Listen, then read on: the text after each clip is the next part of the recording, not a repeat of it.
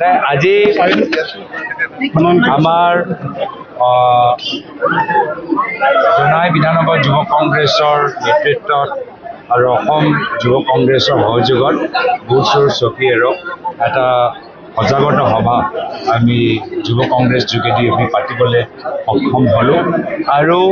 বিশেষকৈ জনাইত আমি দেখা পাইছোঁ যে আগৰ পৰাই এটা অগণতান্ত্ৰিক পৰিস্থিতি সদায় নিৰ্বাচনৰ সময়ত হয় ৰাইজে কেতিয়াও সঠিকভাৱে নিজৰ ভোটদান দিবলৈ এটা সুস্থ পৰিৱেশ নাপায় আৰু সেইকাৰণে আমি ৰাইজক আমি এইবাৰ কথা দিছোঁ যে কংগ্ৰেছ দল এবাৰ আগতকৈ আৰু বেছি মন দি ইয়াত জোৰ দিব যাৰ ফলত কোনো ব্যক্তিৰ ভোট দিয়া অধিকাৰ বঞ্চিত নহয় গাড়ী লৈ যোৱা নহয় অহা বিধানসভা সমষ্টি নিৰ্বাচনত জনাই প্ৰতিগৰাকী বাসিন্দা আৰু নাগৰিকে ভোট দিবলৈ তেওঁলোকৰ অধিকাৰটো পাব আৰু কোনোৱে তেখেতৰ ভোট চুৰি কৰি লৈ যাব নোৱাৰে অমিত শাহে যে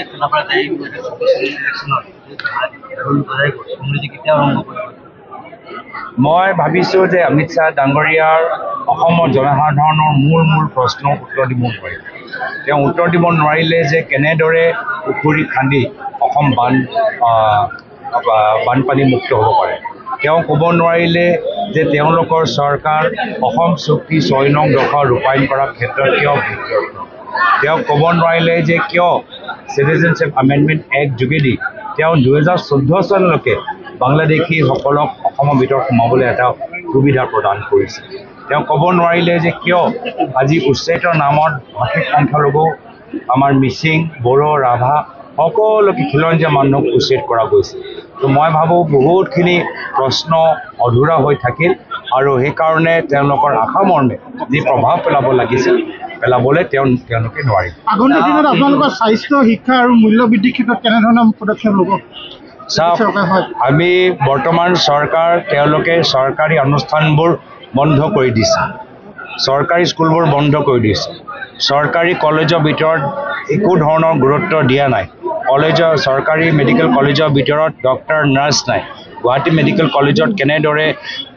এগৰাকী শিশুৰ মৃত্যু হ'ল সকলোৱে খবৰ পাইছে আমি চৰকাৰী অনুষ্ঠানৰ ওপৰত আমি জোৰ দিম বৰ্তমান চৰকাৰৰ মুখ্যমন্ত্ৰী আমাৰ শিক্ষকসকলক গালি পাৰে আমি চৰকাৰী শিক্ষকসকলক মৰম কৰিম বৰ্তমান মুখ্যমন্ত্ৰী আমাৰ পলিটেকনিকৰ প্ৰশিক্ষকসকলৰ লগত অৱহেলনা কৰে আমি শিক্ষিত আমাৰ যুৱ সমাজ যিসকল আজি প্ৰশিক্ষক হিচাপে ওলাই আহিছে আমি তেওঁলোকক মৰম আমি দিম আৰু সকলোৱে মিলিজুলি আমি কামখিনি আৰু আগন্তুক দিনত আৰু ভাল কৰিম এইখন চৰকাৰ নিজি কোম্পানীৰ ওপৰত জোৰ দিয়ে প্ৰাইভেট স্কুল প্ৰাইভেট হস্পিটেলৰ লগত বেছি মৰম কৰে ডাঙৰ ঠিকাদাৰক বেছি মৰম কৰে আমি ডাঙৰ মানুহৰ নহয় আমি সৰু মানুহৰ হৈ আমি কামখিনি কৰিম আৰু চৰকাৰ গঠন কৰিম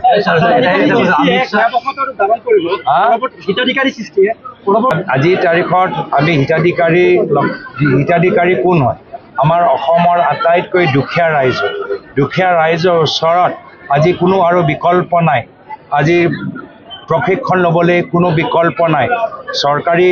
চাকৰি পাবলৈ কোনো বিকল্প নাই নিজৰ উদ্যোগ খুলিবলৈ কোনো বিকল্প নাই নিজৰ ব্যৱসায় চলাবলৈ কোনো বিকল্প নাই আজি তেওঁলোকৰ স্থানীয় ঠিকাদাৰৰ লগত কাম পোৱা ক্ষেত্ৰতো কোনো বিকল্প নাই আমি বিকল্প সৃষ্টি কৰিম আমি এই ডাঙৰ ঠিকাদাৰক মৰম কৰাতকৈ আমি স্থানীয় ঠিকাদাৰ আমি প্ৰাইভেট কোম্পানীক মৰম কৰাতকৈ আমাৰ স্থানীয় যে আমাৰ উদ্যোক্তাসকল আছে তেওঁলোকক আমি বেছি মৰম কৰি এটা সুস্থ পৰিৱেশ সৃষ্টি কৰিম মোৰ মতে তেওঁলোকে ক'ব লাগে যে আজি পাকিস্তানৰ লগত ক্ৰিকেট খেল কিয় হৈছে আজি অমিত শ্বাহ ডাঙৰীয়াৰ পুত্ৰ জয় শ্বাহ তেওঁ ICC চেয়াৰপাৰ্চন হৈ যোৱাৰ পিছতো পাকিস্তানৰ ক্ৰিকেট প্ৰতিযোগিতাৰ পৰা বহিষ্কাৰ কৰিবলৈ কিয় সক্ষম হোৱা নাই ভাৰত এতিয়া পাকিস্তানৰ লগত অহা 14 ছেপ্টেম্বৰ কিয় ক্ৰিকেট খেলিব BCCI য'ত আমাৰ অসমৰ এগৰাকী বাসিন্দা দেৱজিৎ লয়ন শইকীয়া ডাঙৰীয়া সম্পাদক মুখ্যমন্ত্ৰী কিয় BCCI ওপৰত হেঁচা দি ইণ্ডিয়া পাকিস্তান ক্ৰিকেট বাতিল কৰিব পৰা নাই এইবোৰ সব কথাবোৰ তেওঁলোকে পাতি আছে বাংলাদেশত কিমানবাৰ মুখ্যমন্ত্ৰী কৈছে এইখিনি কথা তেওঁলোকে ক'ব পাৰে তো যেতিয়া বৰ্তমান ৰাইজৰ বাস্তৱিক সমস্যা সমাধান কৰা কোনো বিকল্প তেওঁলোকৰ ওচৰত নাই এতিয়া এই ধৰণৰ কথাবোৰ তেওঁলোকে ক'বই মই ভাবোঁ তেওঁলোকৰ যি যোৱা সময়ত যোৱা কালি যি প্ৰভাৱ তেওঁলোকে পেলাব বিচাৰিছিল প্ৰভাৱ পেলাব পৰা নাই, একদম ফ্লপ শ্ব' হৈছে। আপুনি উচ্ছেদৰ বিৰোধিতা কৰিছে বুলি অমিত শ্বাহে কৈছে, কি ক'ব? চাওক, আজি তাৰিখত বৰ্তমান চৰকাৰ সকলোকে উচ্ছেদ কৰিছে আৰু উচ্ছেদ কৰি যি তেওঁলোকে বিজেপি দলৰ নেতাসকল তেওঁলোকে যিদৰে মাটি বেদখল কৰিছে তাত একো কাম কৰা নাই। তেওঁলোকৰ পৰিবাৰে কেনেদৰে ৱাইল্ড লাইফ কৰিডৰ ৰিজৰ্ট বনালে তাত একো SOP নাই। তেওঁলোকৰ পালি নেতাসকলে কেনেদৰে PGR মাটি দখল কৰিছে তাত কোনো ধৰণৰ SOP নাই। তেওঁলোকৰ OSDবোৰ কেনেদৰে উত্তৰ গুৱাহাটীত শ বিঘা মাটি কিনিছে তাত কোনো SOP নাই। তো এইখন বিজেপি